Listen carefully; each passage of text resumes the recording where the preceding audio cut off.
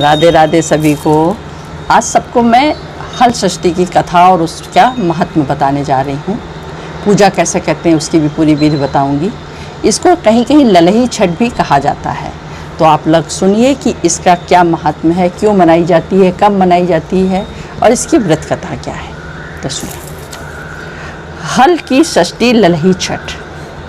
ये व्रत भाद्रपद कृष्ण पक्ष षष्ठी को किया जाता है। इस दिन हल मूसलाधारी श्री बलराम जी का जन्म हुआ था। कुछ लोग जनक नंदिनी माता सीता का भी जन्म दिवस इस दिन मनाते हैं। बलराम जी के मुख्य शस्त्रों में हल तथा मूसल विशेष उल्लेखनीय है। इसी से इनका नाम हलधर भी है। इन्हीं के नाम के आधार पर इसका नाम हल षष्ठी पड़ा है। प्रधानतया पुत्रवती स्त्रियां ही ये व्रत करती हैं। इस दिन महुए का दातून करना चाहिए। पारण के समय हल से जोता हुआ बोया हुआ अन्न नहीं खाना चाहिए।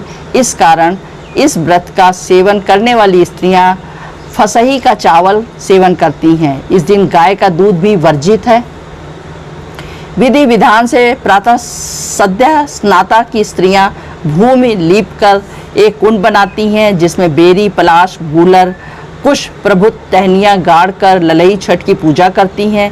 पूजन में सतनजा गेहूँ चना धान मक्का अरहर ज्वार बाजरे आदि का भुना हुआ लावा चढ़ाया जाता है।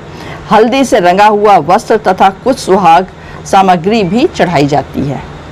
पूजनोपरांत निम्न मंत्र से प्रार्थना करनी चाहिए। गंगा द्वारे कुशवर्ते बिल्वके नील पर्वते स्नात्वा कनखले देवी हरम लभवती पतिम ललिने शुभगे देवी सुख सौभाग्यदायिनी अनंत देहि सौभाग्यम्यम तुभ्य नमो।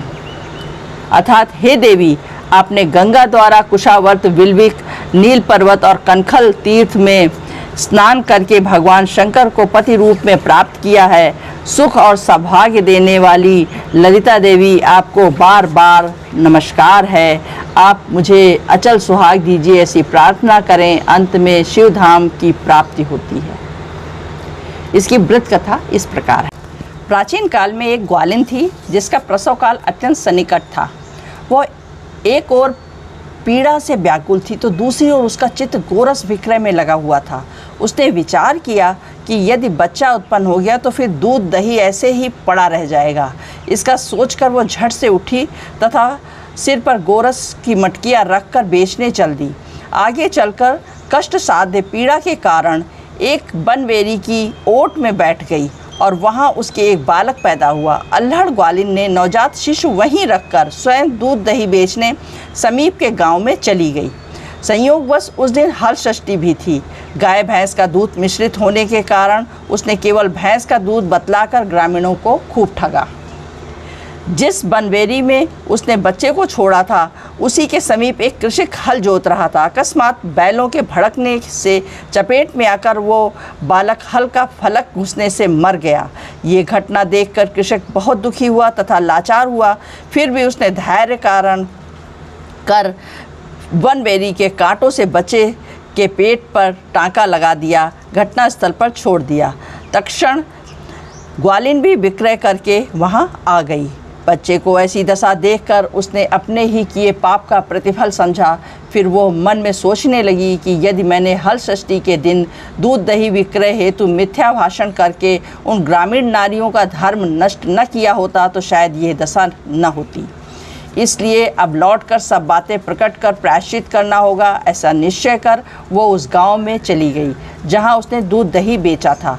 वो गली गली में घुसकर कहने लगी कि मेरा दूध गाय भैंस का मिश्रण है। यह सुनकर स्त्रियों ने स्वधर्म रक्षात उसे आशीर्वाद दिया। बहुत सी युवतियों के द्वारा आशीष लेकर वह पुनः वन में आई तो उसका पुत्र जीवित हो गया। तभी से उसने स्वार्थ सिद्धि के लिए झूठ बोलना ब्रह्म हत्या के समान निकृष्ट कर्म समझकर छोड़ दिया। किन्हीं किन्हीं प्रांतों में ललही छठ ललिता ब्रह्म के नाम से भी जानी जाती है। विधान उपरोक्त ही है।